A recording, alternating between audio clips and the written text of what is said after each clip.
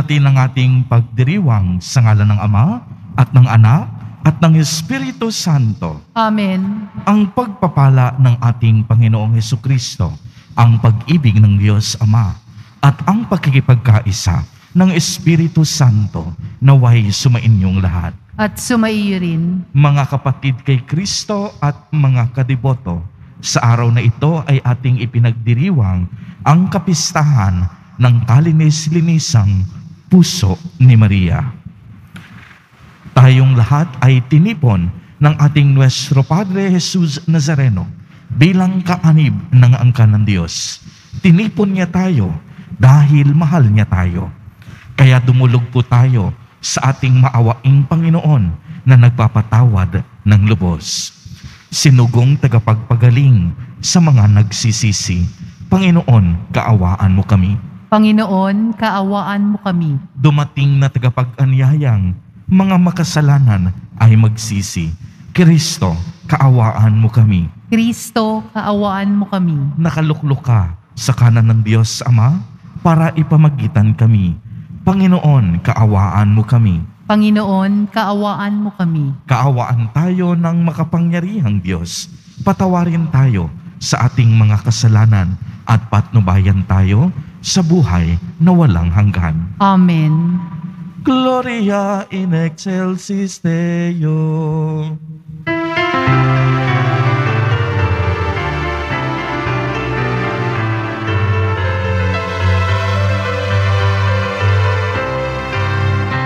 Luwalhati sa Diyos sa kaitaasan, kaloob sa lupa ay kapayapaan. Pinupuri ka't ipinagdarnal, sinasamba ka dahil sa dakila mong kalwalhatian.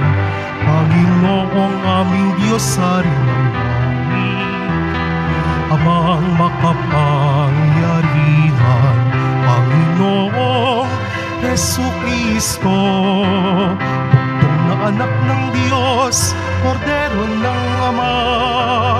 Ikaw na nag-aalis sa mga kasalanan ng sanlibutan.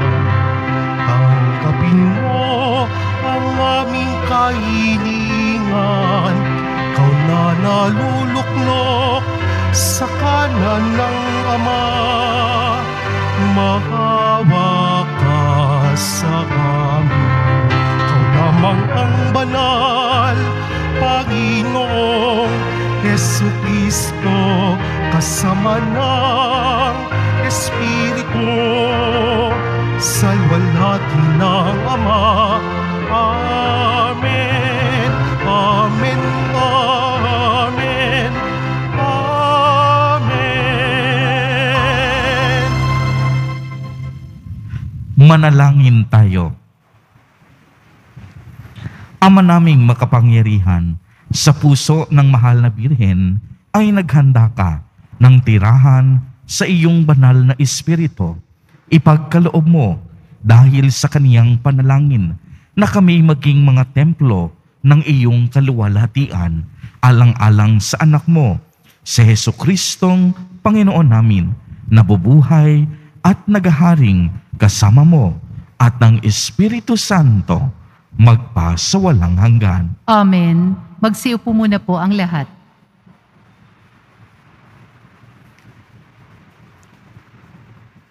Pagbasa mula sa ikalawang sulat ni Apostol San Pablo sa mga taga-Korinto. Mga kapatid, sapagkat ang pag-ibig ni Kristo ang nag-uudyok sa aking magkaganyan, ngayong malaman kong siya'y namatay para sa lahat. At dahil dyan, ang lahat ay mabibilang ng patay.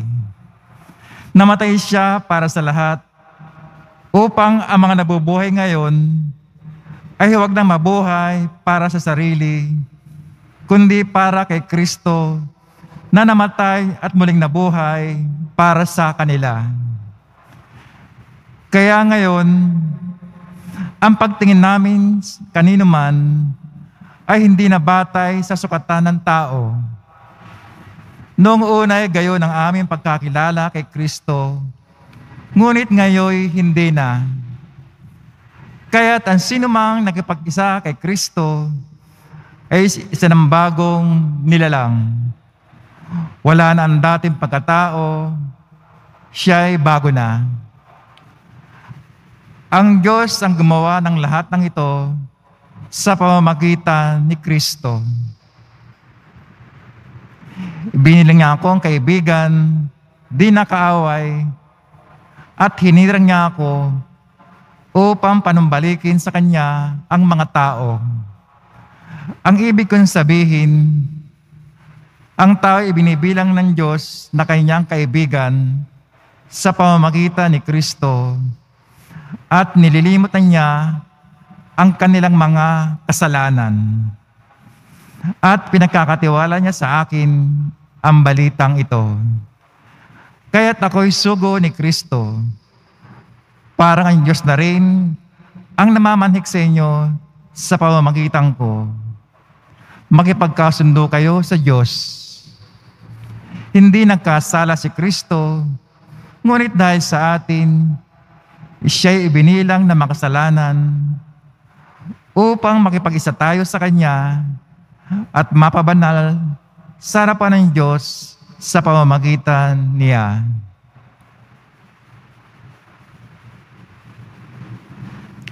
Ang salita ng Diyos. Salamat sa Diyos. Ang ating mahabaging Diyos ay nagmamagandang loob. Ang ating mahabaging Diyos ay nagmamagandang loob. Panginooy papurihan, purihin mo kaluluwa. Ang pangalan niyang banal, purihin mo sa tuwina. Ikaw, aking kaluluwa, ang Diyos ay papurihan, at huwag mong lilimutin yung Kanyang kabutihan. Ang ating mahabaging Diyos ay nagmamagandang loob. Ang lahat kong kasalanay, siyang nagpapatawad. Ang namang aking sakit, ginagamot niyang lahat. Sa bingit ng kamatayan, ako ay nililigtas at pinagpapala ako sa pag-ibig niya at habag. Ang ating mahabaging Diyos ay nagmamagandang loob. Kay ganda ng kalooban, mahabagin itong Diyos, kung magalit ay banayad, kung umibig na may lubos. Banayad nga kung magalit, hindi siya nagtatanim, yon taglay niyang galit, hindi niya kinikimkim. Ang ating mahabaging Diyos ay nagmamagandang loob. Ang agwat ng lupa't langit, sukatin may hindi kaya. Gayon ang pag-ibig ng Diyos sa may takot sa Kanya. Ang silangan at kanluran, kung gaano ang distansya, gayon-gayon ang pagtingin sa sinumang nagkasala. Ang ating mahabaging Diyos ay nagmamagandang loob. Magsitayo po ang lahat.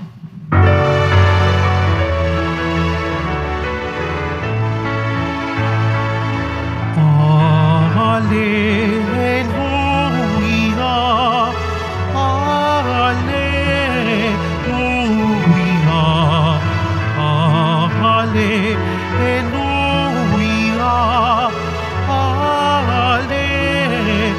Alleluia.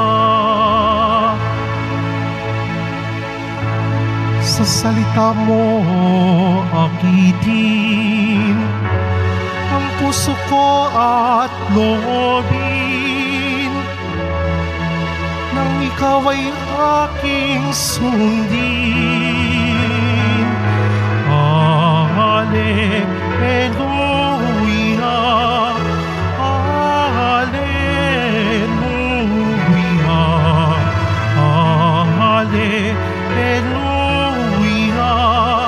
Alleluia.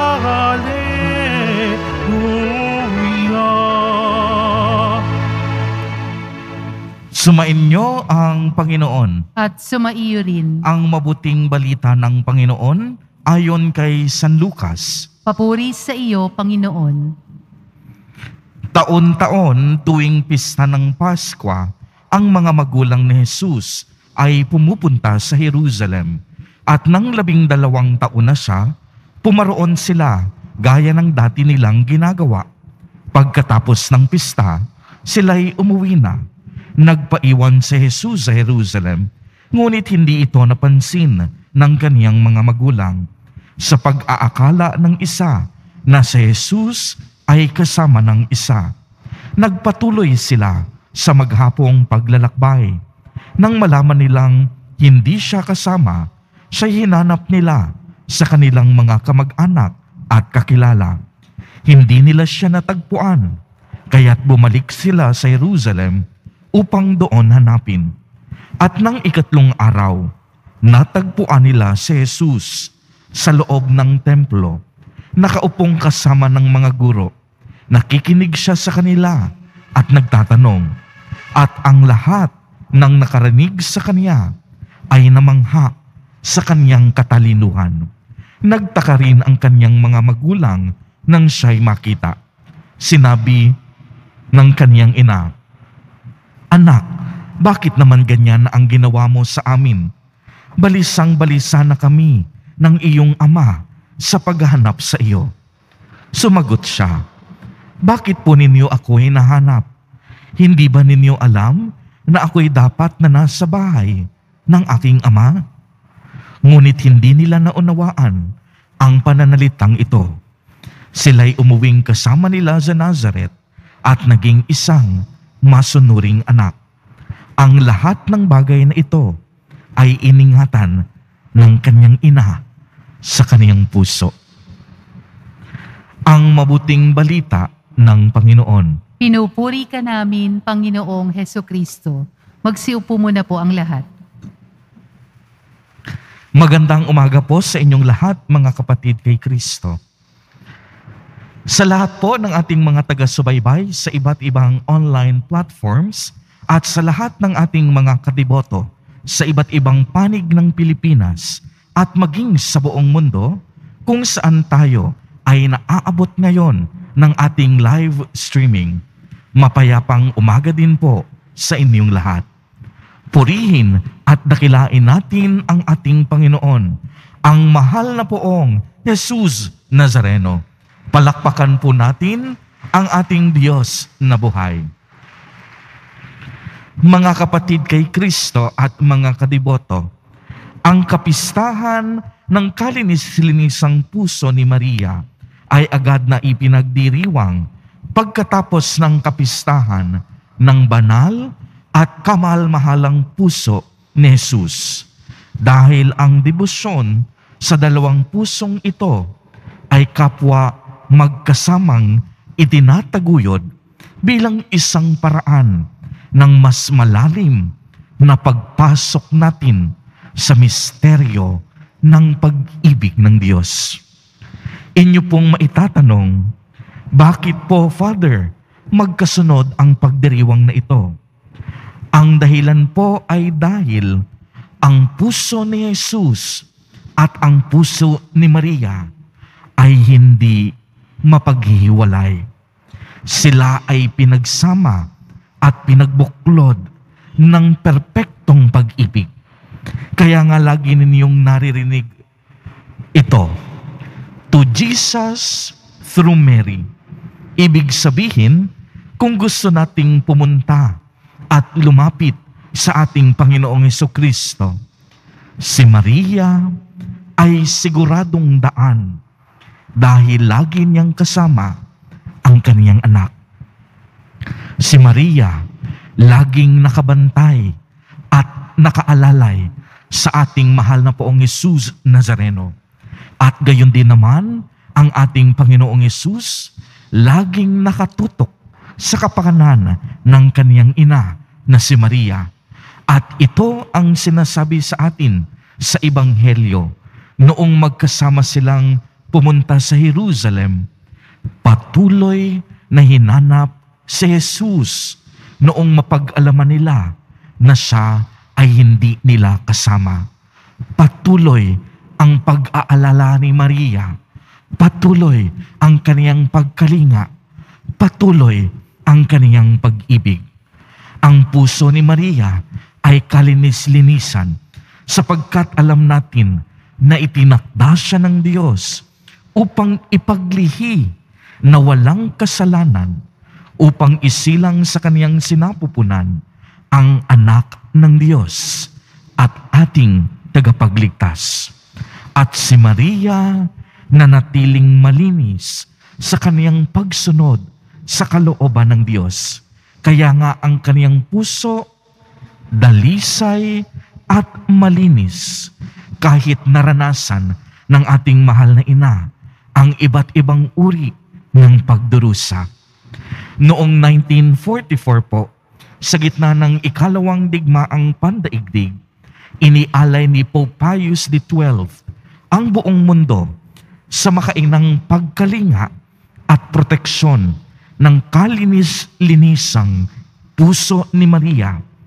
Ang hangaring ito ay upang ipahayag niya ang kapayapaan sa mga bansa, kalayaan para sa mga simbahan, ang pagbabagong loob ng mga makasalanan, ang kadalisayan ng pag-ibig, at ang pagsasagawa ng kabutihan.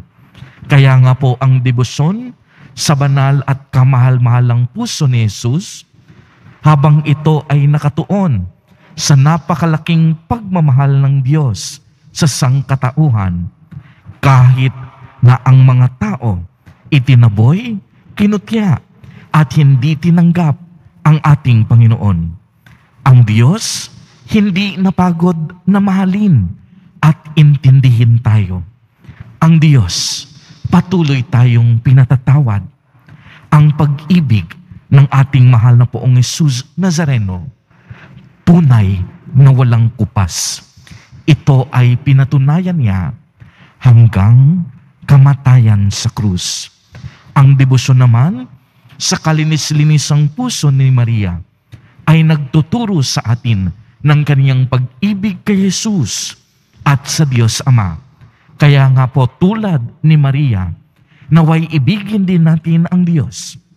Tulad ni Maria, maging magpakumbaba din tayo. Tulad ni Maria, sundin natin ang lahat ng kalooban ng Diyos. Tulad ni Maria, maging bukas nawa ang ating mga puso sa mga pagpapala ng ating Panginoon.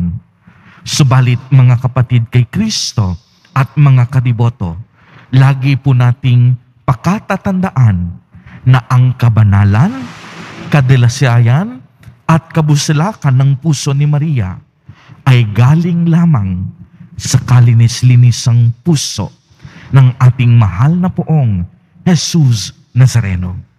Si Kristo ang araw at si Maria ay parang buwan.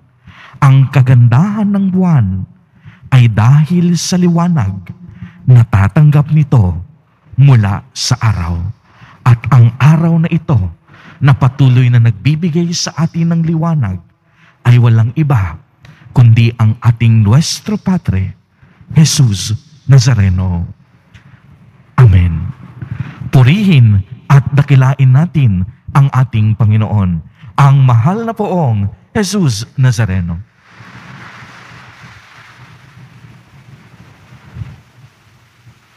Magsitayo po ang lahat.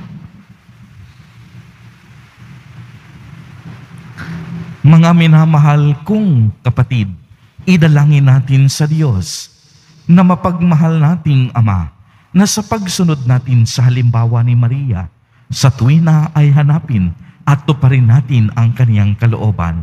Sa bawat panalangin ang ating itutugon, ilapit mo kami sa iyo, O Ama. Hilapit mo kami sa iyo, O Ama. Ang simbahan naway maipakita ang kababaang loob ni Maria sa pamamagitan ng kusang loob na pagdiringkod sa Diyos at sa tao. Manalangin tayo. Ilapit mo kami sa iyo, O Ama. Si Kristo naway makatagpo ng isang bukas na tahanan sa puso ng mga tao, katulad ng natagpuan niyang nakahandang tirahan kay Maria. Manalangin tayo. Ilapit mo kami sa iyo, O Ama. Ang tunay na diwa ng pananalangin naway tumimo ng malalim sa puso ng mga tao upang marinig nila ang daing ng mga dukha kung paanong lumagos ito sa kalinisan puso ni Maria. Manalangin tayo. Ilapit mo kami sa iyo, O Ama. Ang mga may karamdaman sa katawan at pag-iisip, naway makatagpo ng kagalingan at ginhawa sa makapangyarihan ng pamamagitan ni Maria. Manalangin tayo. Ilapit mo kami sa iyo, O Ama. Ang mga nasa bingit ng kamatayan, naway umasa kay Maria bilang pinanggagalingan ng kanilang lakas at kaginhawahan ng loob, katulad nung siya'y makatayo sa paanan ng krus ng kanyang anak. Manalangin tayo. Ilapit mo kami sa iyo, O Ama. Diyos na aming Panginoon at Guro, linisin mo ang aming mga puso upang tanggapin namin si Kristo na iyong anak ayon sa diwa ng pananampalataya at pagsunod ni Maria. Hinihiling namin ito sa pamamagitan ni Kristo na aming Panginoon. Amen. Magsiupo muna po ang lahat.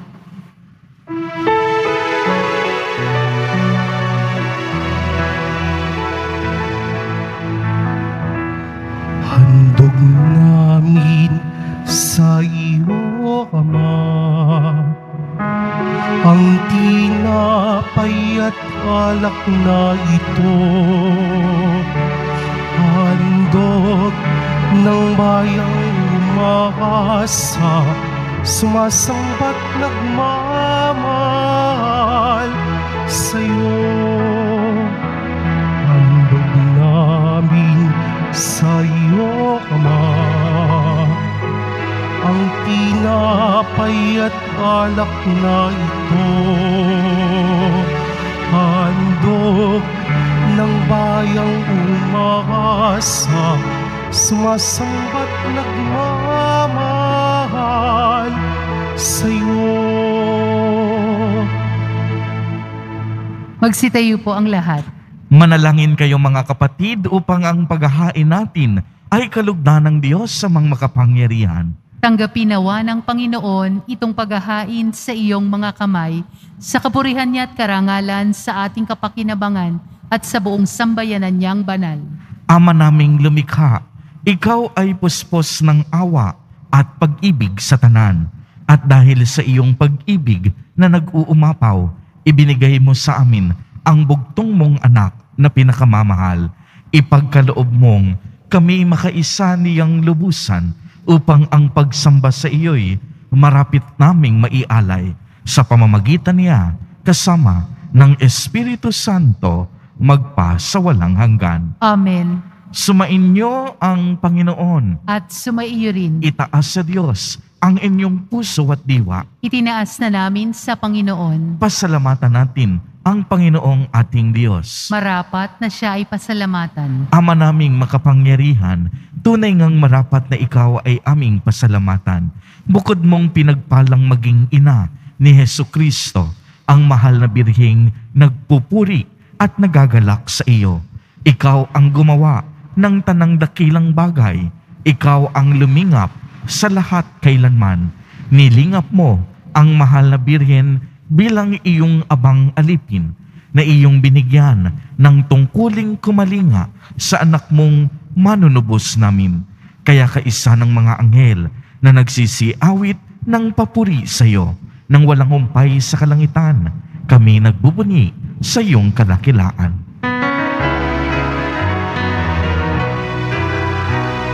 Banal ka buong may kapal, banal ang iyong pangalan, banal ang iyong kaharian. Langit lupa'y nagpupugay sa iyong kadakilaan. Dinarakila ng lahat ang naparito mong anak, na siyang nagmulat sa bulag, sa pilay ay nagpalakad, at nakiramay sa lahat. Magsiluhod po ang lahat. Ama naming banal, ikaw ang bukal ng tanang kabanalan, kaya't sa pamamagitan ng iyong Espiritu ay gawin mo pong banal ang mga kaloob na ito upang para sa amin ay maging katawan at dugo ng aming Panginoong Hesukristo. Bago niya pinagtiis ang kusang loob na maging handog, hinawakan niya ang tinapay, pinasalamatan kaniya, pinaghati-hati niya iyon, iniabot sa kaniyang mga alagad at sinabi, "Tanggapin ninyong lahat ito at kanin. Ito ang aking katawan na ihahandog para sa inyo."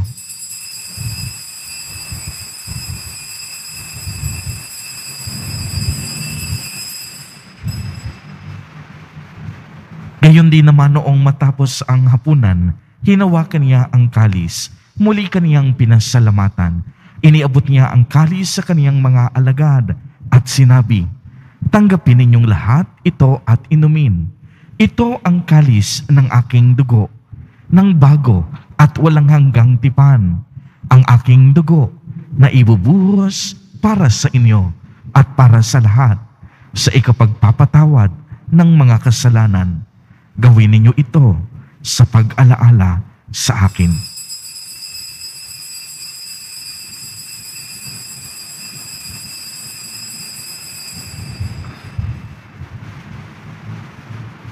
Magsitayo po ang lahat. Ipagbuni natin ang misteryo ng pananampalataya. Si Kristo'y namatay, si Kristo'y nabuhay, si Kristo'y babalik sa wakas ng panahon. Ama, ginagawa po namin ngayon ang pag-alaala sa pagkamatay at muling pagkabuhay ng iyong anak. Kaya't iniaalay namin sa iyo ang tinapay na nagbibigay buhay at ang kalis na nagkakaloob ng kaligtasan. Kami po'y nagpapasalamat dahil kami iyong minarapat na tumayo sa harap mo para maglingkod sa iyo. Isinasamo namin na kaming magsasalo-salo sa katawan at dugo ni Kristo ay mabuklod sa pagkakaisa sa pamamagitan ng Espiritu Santo. Ama, lingapin mo ang iyong simbahang laganap sa buong daigdig. Puspusin mo kami sa pag-ibig kay isa ni Francisco na aming Santo Papa at ni Jose na aming Obispo at ng Tanang Kaparian. Alalahanin mo rin ang mga kapatid naming nahimlay nang may pag-asang sila'y muling mabubuhay, gayon din ang lahat ng mga pumanaw. Kaawaan mo sila at patuloyin sa iyong kaliwanagan.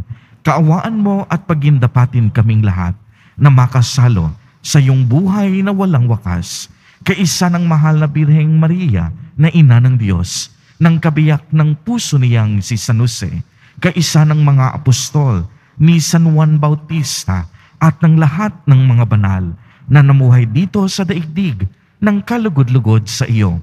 Maipagdiwang nawa namin ang pagpupuri sa ikararangal mo sa pamamagitan ng iyong anak na aming Panginoong Hesukristo.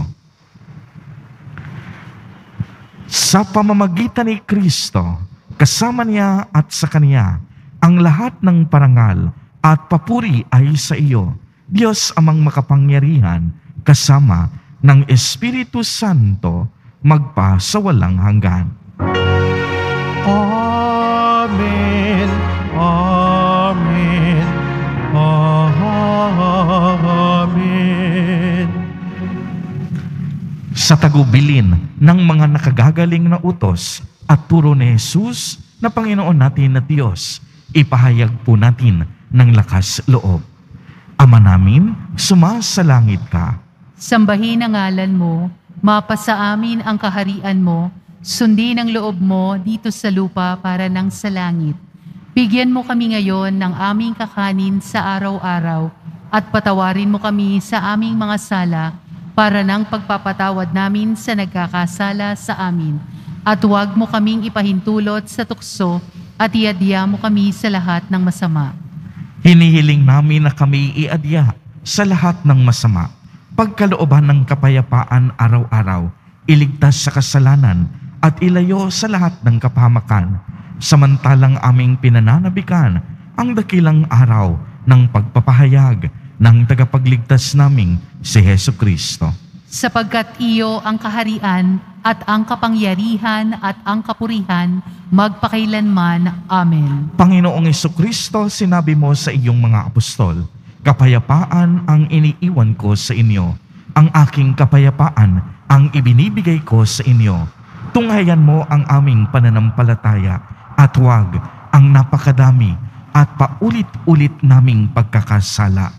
Pagkalooban mo po kami ng kapayapaan at pagkakaisa ayon sa iyong kalooban, kasama ng Espiritu Santo, magpasawalang hanggan. Amen. Ang kapayapaan ng Panginoon ay laging sumainyo. At sumaiyo rin. Magbigayan po tayo ng kapayapaan sa isa't isa.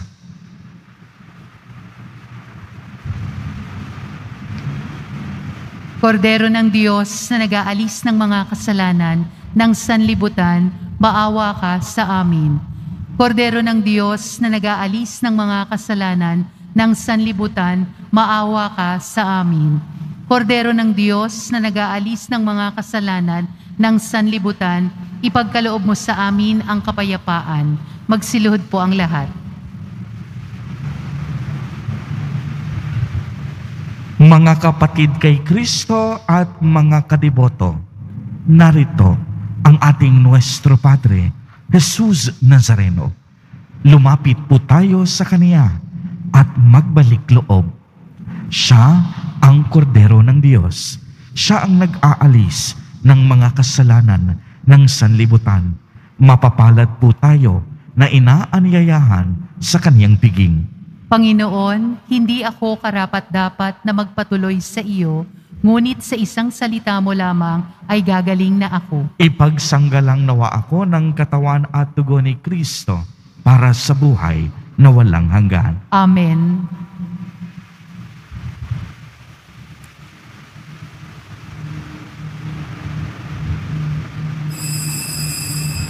Para sa lahat ng tatanggap ng banal na komunyon, sasagot po tayo ng Amen, pagkasabi ng pari o ng lay minister ng katawan ni Kristo, at isubo agad sa bibig bago umalis sa harapan ng pari o lay minister. Sumunod po tayo. Maraming salamat po.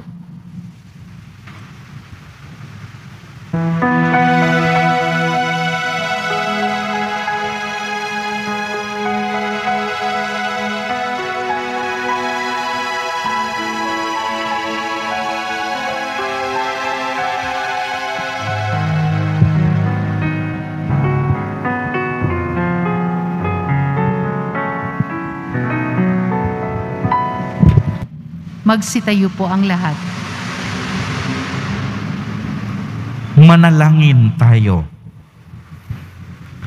Ama naming mapagmahal, kaming nagsasalo-salo sa iyong pagiging ng pag-ibig na banal, ay nagmamakaawang iyong pagbigyan upang si Kristo ay makalarawan sa lupang ibabaw at maging marapat na makatambal siya sa kalangitan. Sa pamamagitan niya, kasama ng Espiritu Santo, magpasawalang hanggan. Amen. Sumainyo ang Panginoon. At sumaiyo rin. Pagbabasbas. Mahal na poong Jesus Nazareno, inihayag mo sa pamamagitan ng krus ang walang maliw na pag-ibig ng Diyos sa sangkatauhan.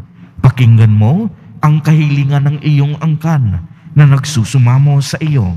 Makamtanawa nila ang iyong katugunan at tanggapin ang kasagutan na may utang na loob na tinatanaw. Basbasan din po ninyo ang mga daladala nilang mga imahen at dasalan. Sa pamamagitan ng bendisyon na ito, naway maalala nila ang mga pangako nila noon sa binyag na ikaw ang kanilang iibigin at paglilingkuran bilang Panginoon magpasawalang hanggan. Amen. At pagpalain po kayong lahat at ng inyong buong pamilya ng makapangyarihang Diyos, Ama, Anak, at Espiritu Santo. Amen. Humayo kayong taglay ang kapayapaan at pag-ibig ng poong Jesus Nazareno. Salamat sa Diyos.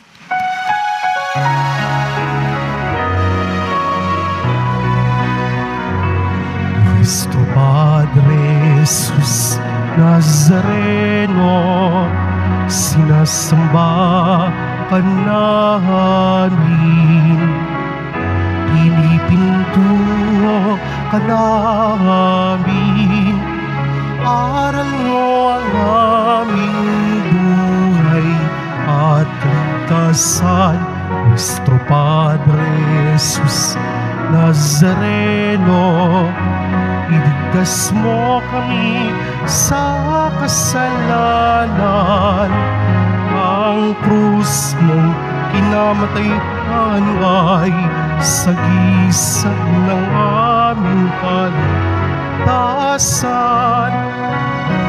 Nuestro Padre Jesus Nazareno, dinarangal ka namin. Nuestro Padre Jesus Nazareno, inuwalhati ka namin. Nuestro Padre Jesus Nazareno, dinarangal ka namin. Nuestro Padre Jesus Nazareno,